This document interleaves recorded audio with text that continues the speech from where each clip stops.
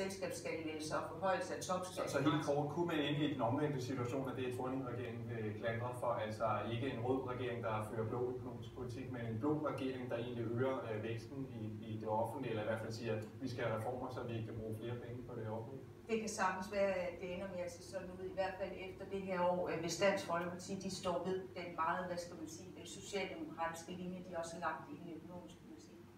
Tak for det. From the moment we've set foot here in Denmark and Copenhagen, we have been so warmly embraced by Danes.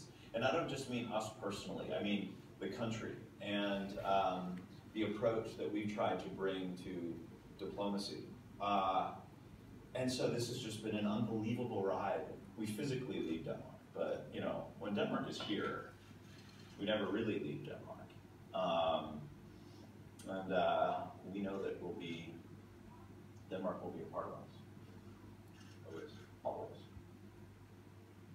Ja, som sagde den afgående amerikanske ambassadør Rufus Gifford, da han forleden var en tur omkring dronningen for at modtage storkorset af Dannebrogsordenen. I morgen forlader Gifford og gemalen Stephen de Vincent Danmark efter 3,5 år.